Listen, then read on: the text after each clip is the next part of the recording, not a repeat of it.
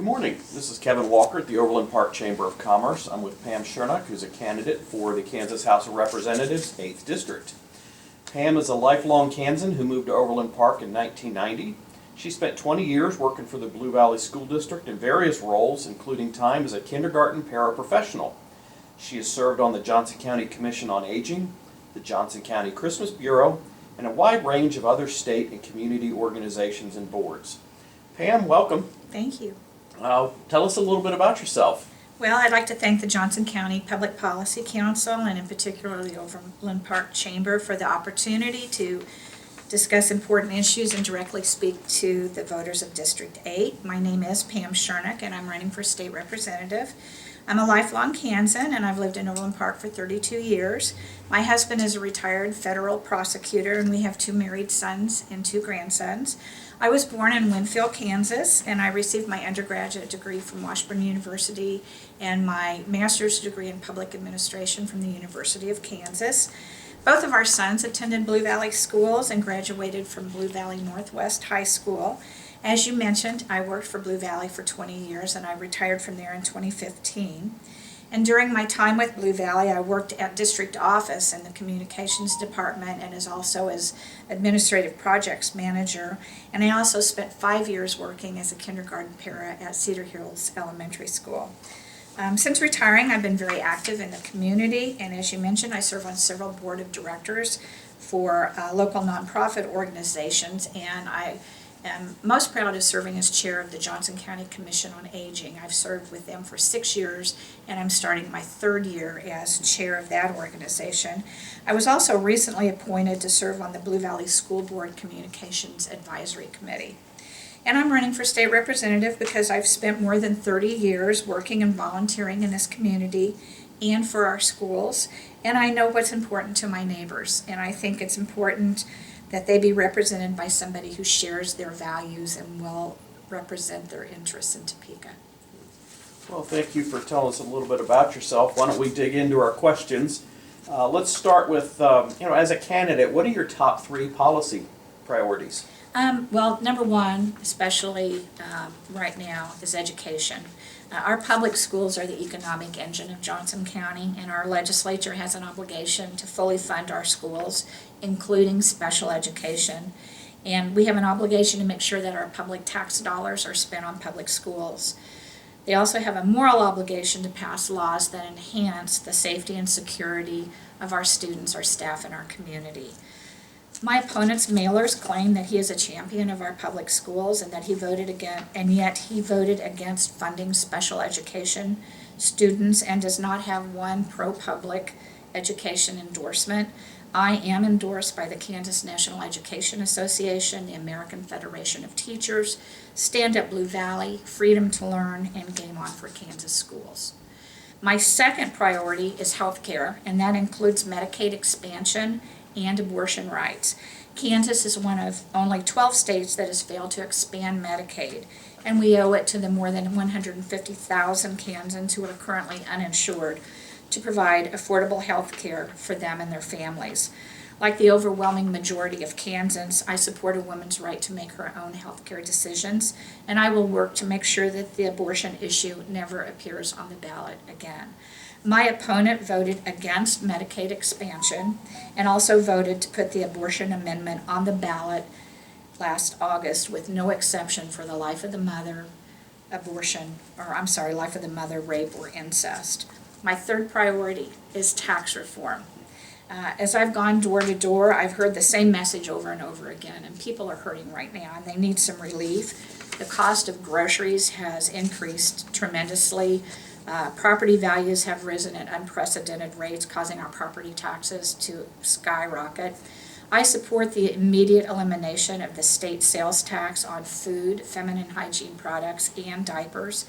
Even though my opponent's mailers claim that he voted to eliminate the state sales tax on food, what he actually did was vote for a gradual reduction in the state sales tax that's going to take 3 years to go into effect.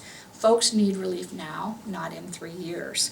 I also support the immediate and full elimination of the state income tax on Social Security income so our retired folks can afford to better retire here in Kansas. I support providing property tax relief directly to homeowners by restoring and fully funding the local ad valorem tax relief fund, which would provide property tax relief directly to homeowners. Finally, I support offering an amendment to the Kansas Constitution to reduce the assessment value of residential property tax from 11.5% to 9%. When the property tax classification amendment to the Constitution was amended in 1992, residential assessed valuation represented only 35% of the statewide tax base, and now it's more than half. So I think it's time that we make some adjustments so that we can extend some relief to our homeowners. Okay. You mentioned a number of things that relate to state tax policy. Do you have any other thoughts you want to offer on various tax policy issues? Basically, just that I do support the three-prong approach to our state taxes, spreading the burden between property tax, sales tax, and income tax. And I believe that our tax structure needs to be fair and balanced. As I mentioned, I am in favor of the immediate elimination of the sales tax on food, feminine hygiene products, and diapers. I support the immediate elimination of that. I support the immediate elimination of income tax on Social Security income, which I mentioned. Currently, there's a $75,000 cap on that Social Security income, and I believe the governor just recommended to raise that to $100,000. I support removing that cap altogether so that our senior citizens can better afford to retire here. And I've also spoken about the property tax relief through reinstating the local ad valorem tax relief fund. That would, I think, probably impact homeowners more than anything we could do. Okay. I want to shift gears a little bit and talk about K through 12 education. What are your views on K through 12 education funding and accessibility? K through 12 funding is near and dear to my heart. After working for Blue Valley for 20 years and working in the classrooms, I know how important it is to fund our public schools. As I mentioned, they're the economic engine of our county. They should be fully funded, including special education. Lack of funding in one area affects students in all areas. Currently, Blue Valley is losing about $9 million a year by not having special education be funded, and Olathe is losing about $13 million a year. This money has to be made up from somewhere, so it's taken from other funding buckets within the districts, and that ultimately causes a shortage for all of our students. Again, my opponent claims to be a champion for special education and for education, but voted against funding our special education students. Again, he is not endorsed by even one pro-public education organization, and I'm endorsed by 5. Additionally, my opponent voted in favor of the open enrollment law, which allows students to transfer to any school within the state. There was widespread bipartisan opposition to this bill. This law is overreach into the jurisdiction of the State Board of Education, and further, it will cause our classrooms to fill to capacity. It will unnecessarily burden our teachers, negatively impact our student athletes, and create a situation where our Blue Valley and Olathe taxpayers are paying for students of non-property taxpayers to attend our schools. My opponent also voted in favor of the Parents' Bill of Rights, and on the surface that sounds like a really good thing. It's got a great name, but if you take just one moment to look at it, you'll see that it is rooted in anti-critical race theory sentiments, which I might add is not taught in our K through 12 schools. Many superintendents, teachers, and administrators testified to the fact that parents already have an abundance of rights when it comes to their child's education. I used to work in the classroom side by side with teachers, and I know for a fact that they would provide their personal cell phone numbers to the parents. If they had any concerns at all, they could call the teacher directly anytime, day or night, weekends, whatever. This bill makes an issue out of something that is not an issue. Parents can already choose to be as involved or not involved with their child's education as they want to be. Okay. I want to move over to economic development for a little bit. Tell me what types of economic development policies you support that would encourage job growth and business expansion in Kansas.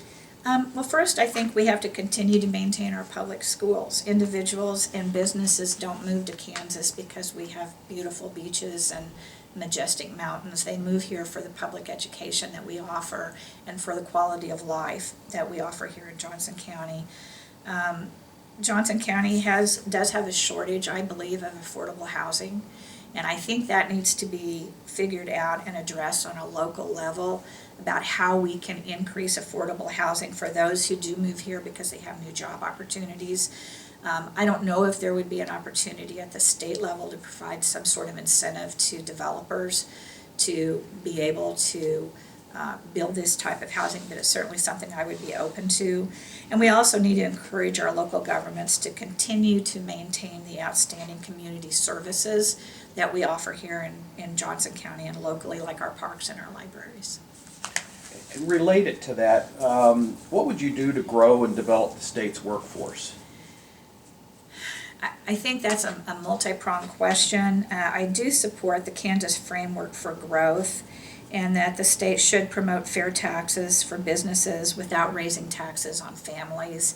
I have several points that I will be mentioning later, but I think in order to grow our workforce, we need to develop some sort of incentives for our college students to stay in the state, whether that's tax credits or loan forgiveness. But I think that there is opportunity to do that. Okay.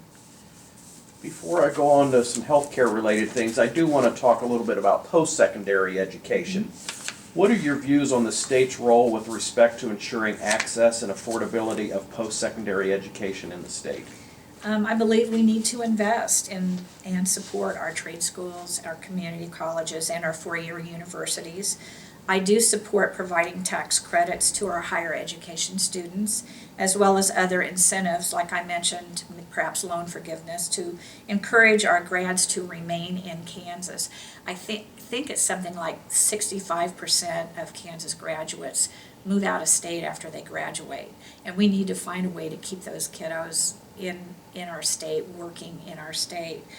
Not all students are candidates for a four-year college, so we need to provide assistance at the trade school level that will assist these students with developing their education also. As I said, I do want to transition to healthcare for a couple of questions. As we're coming out of the pandemic, what do you think the takeaway should be for state lawmakers as through the experience of going through the pandemic? Well, I think if we've learned anything, it's that we need to listen to trained professionals and not to the loud voices of the extreme minority.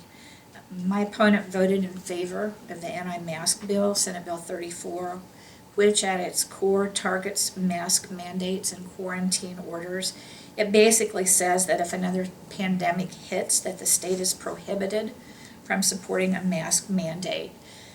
I lost my mother-in-law during the pandemic. I was her sole caregiver, and I know firsthand the struggles that people went through during the pandemic with their elderly loved ones. And our senior population was disproportionately affected by this pandemic, and we need to be particularly sensitive to their needs and vulnerability as we move forward. Unless I miss something, my opponent is not a licensed medical professional and should not be making medical decisions that override our medical community. I trust science, and I trust our medical professionals. And more broadly, what are your views on healthcare policy and then specifically Medicaid expansion? Well, like 87% of Kansans, I support Medicaid expansion. Kansas is one of only 12 states that has not already expanded Medicaid, and of the 38 states that have already expanded, none of them have reversed that decision. They have found it to be beneficial and the right thing to do. This is an opportunity for Kansas to provide affordable health care to more than 150,000 Kansans who currently fall in the gap between making too much money to afford Medicaid but not enough money to pay for private health care. This year alone, Kansas is leaving more than $1.3 billion on the table by not expanding Medicaid. Right now, a family of three can only make $8,254 a year in order to qualify for Medicaid. So if I'm a single mom with 2 kids, I've got to choose, do I get a second job so I can afford to feed them, or do I stick with one job so I can afford my health care coverage? And it's not a choice that they should have to make. Also, approximately 7,400 veterans and their spouses would gain access to affordable health care. It would help our small businesses retain their employees. There are currently 76 rural hospitals who are at immediate or high risk of closing, and expanding Medicaid would help keep those rural hospitals open. And as for cost, about 90% of the expansion would be paid for by the federal government by taxes that Kansans have already paid in on income tax. So it's taking our money and putting it back into the community. If we don't take it, it's going to go somewhere else. And so I am 100% in favor of Medicaid expansion. Thank you. Shifting gears once again, how control over decision-making is divided among the state legislature and local governments, including our school boards, on issues such as taxation, economic development, and education has been a matter of debate. What are your views on the issue? I support local control whenever possible. I think the closer the government is to the people, the more effective it is. I support local government's role whereby elected local officials are responsible for their own budget, for their own regulation, for executing any local services and local tax dollars. And I also think that local school boards should be responsible for guiding the school district's budget and how that money is spent, and for making decisions locally that affect the schools and the students. And my last question for you before I give you a chance to offer some final thoughts is, what do you believe most distinguishes you from your opponent in the race? There are so many things. Clearly, the biggest difference between me and my opponent is that I support a woman's right to make her own health care decisions. My opponent voted to put the abortion amendment on the ballot with no exception for the life of the mother, rape, or incest. 2/3 of District 8 voted against the abortion amendment in August, yet my opponent proudly displayed the value them both image on his Facebook page and voted against the will of the majority of his district. He is also endorsed by Kansans for Life. He has refused to participate in candidate forums and take advantage of the opportunity to speak directly to his constituency. I feel that he's out of touch with the voters of District 8. I also support fully funding public education, including special education, and as I mentioned it earlier, even though my opponent claims to be an advocate for public education, he does not have the endorsement of even one pro-public education organization. I have 5. My opponent voted against funding our most vulnerable students and bowed to the persuasion of his party. My opponent supported House Bill 2615, allowing K-12 students to transfer to and attend any school in the state, and I would oppose this bill if I'm elected to the state legislature. My opponent's ads claim that he voted to eliminate the state sales tax on food, when what he really did was vote against House Bill 2487, and he voted for a gradual 3-year reduction in the state sales tax on food.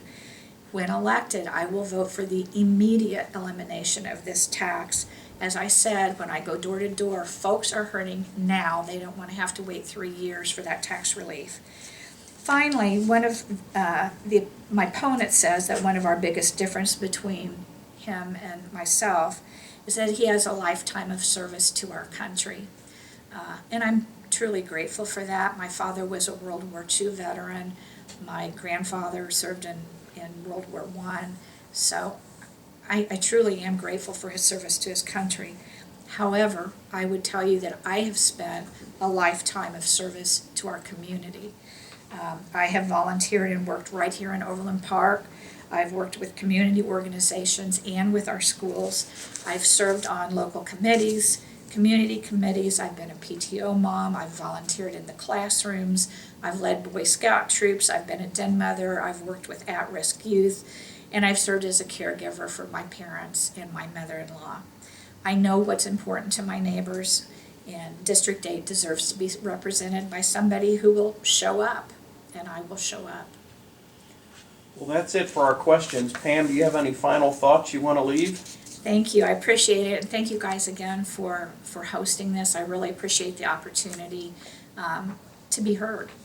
In closing, I'd just like to say what an honor it's been going door to door visiting with the folks of District 8. I appreciate all the frank discussions that I have had with them, and I understand that people are tired of the political divide and the bickering that's going on in our state and across the country right now, and I'm tired of it too.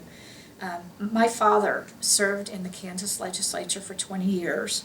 He served 4 years as speaker, and he taught me that truth matters and that accountability is not optional.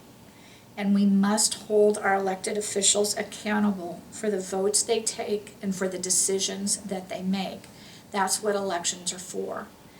So to the voters of District 8, I would say, if you're happy being represented by someone who refuses to participate in nonpartisan debates and refuses to face his constituents, then vote for the status quo. If you're looking for a change and want to be represented by someone rooted in your community who shares your values, who will keep you informed on the issues that affect you and your family, then please vote for me, Pam Shernuk, on or before November 8th. Thank you. Again, Pam, thank you for spending a little time with us and answering our questions. Certainly want to thank you for your willingness to serve the people of Johnson County by running for office. I want to remind everyone that recording of this can be found at www.votejoco.com along with other candidate information. And then advanced voting begins in person on Saturday, October 22nd, and Election Day is Tuesday, November 8th.